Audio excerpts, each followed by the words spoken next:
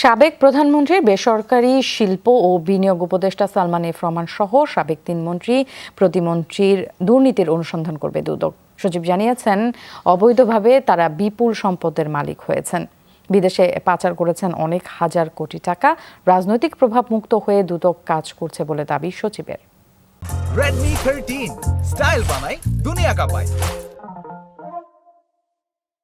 খুবই এমন একটা সময় দেশের আর্থিক খাত ধ্বংসের বড় অভিযোগ শীর্ষ ঋণখেলাপি বেক্সিমকো গ্রুপের কর্ণধার সালমান এফ রহমানের বিরুদ্ধে, যিনি আওয়ামী লীগ সরকারের আমলে প্রধানমন্ত্রীর উপদেষ্টার প্রভাব খাটিয়ে ব্যাংক, শেয়ার বাজার, বিদ্যুৎ ও জ্বালানি সহ নানা খাতে দুর্নীতি করেছেন। দুদক জানায়, সালমান বেসরকারি বিভিন্ন ব্যাংক থেকে ৩৬,০০০ কোটি টাকা ঋণের মাধ্যমে আত্মসাৎ করে পাচার করেছেন। গত ১৩ আগস্ট গ্রেপ্তার হন সালমান এফ রহমান, রয়েছেন ১০ দিনের রিমান্ডে। সালমান এফ রহমানের বিরুদ্ধে শেয়ার বাজার জালিয়াতি, অর্থ পাচার, ব্যাংক হতে ঋণ গ্রহণপূর্বক আত্মসাৎ সহ বিভিন্ন অভিযোগ দুর্নীতি দমন কমিশনে পাওয়া গেছে। এ সকল দুর্নীতি প্রাপ্তির উপর ভিত্তি করে দুর্নীতি দমন কমিশন কর্তৃক বিষয়টি প্রকাশ্যে অনুসন্ধানের সিদ্ধান্ত দেওয়া হয়েছে। সাবেক পরিবেশ ও বনমন্ত্রী মোহাম্মদ শাহাবুদ্দিনের দুর্নীতির অনুসন্ধানেরও সিদ্ধান্ত নিয়েছে দুদক। তার বিরুদ্ধে বিশ্বব্যাংকের অর্থায়নে পরিচালিত ১৫০০ কোটি টাকার সুফল প্রকল্প থেকে ১০% কমিশন নেওয়ার তথ্য পাওয়া গেছে। এর সাথে জড়িত তার ছেলেও।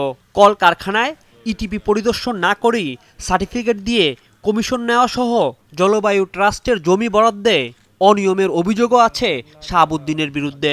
অধিদপ্তরের কর্মকর্তাদের বদলি বাণিজ্য, বিশ্বব্যাংকের অর্থায়নে ১৫০০ কোটি টাকার একটি প্রকল্প, যার নাম হচ্ছে সুফল প্রকল্প, সেই প্রকল্পে বিভিন্ন অনিয়ম এবং দুর্নীতি করেছেন মর্মে অভিযোগ আমাদের দুর্নীতি দমন কমিশনে পাওয়া যায়।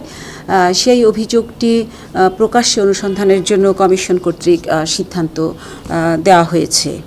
সাবেক আইসিটি ও টেলিযোগাযোগ প্রতিমন্ত্রী জুনায়েদ আহমেদ পলকের বিরুদ্ধে বিভিন্ন অপ্রয়োজনীয় প্রকল্প গ্রহণ, অ্যাপস তৈরি সহ ঘুষ গ্রহণের অভিযোগ দীর্ঘদিনের। অন্যদিকে বিদ্যুৎ ও জ্বালানি খাতে সাবেক প্রতিমন্ত্রী নসরুল হামিদের সময় বিভিন্ন প্রকল্পে বড় ধরনের দুর্নীতি হয়েছে বলে জানিয়েছে দুদক। ভোলা ৩ আসনের সাবেক এমপি নূর নবী চৌধুরী শাওনের দুর্নীতির অনুসন্ধানও করছে দুদক। অভিযোগ আসছে দেখে মামলা করছে। এদিকে ওয়াসার সাবেক এমডি হিসাবে রেকর্ড করা তাকসিমে খান এবং আলোচিত সাবেক ডিবি কর্মকর্তা হারুন দম্পতির বিদেশ যাত্রায় নিষেধাজ্ঞা দিয়েছে দুদক। ৩ জনের বিদেশ ভ্রমণের ক্ষেত্রে আমাদের দুর্নীতি দমন কমিশন কর্তৃক নিষেধাজ্ঞা দেওয়া হয়েছে। রাজীব আহমেদ, যমুনা নিউজ, ঢাকা।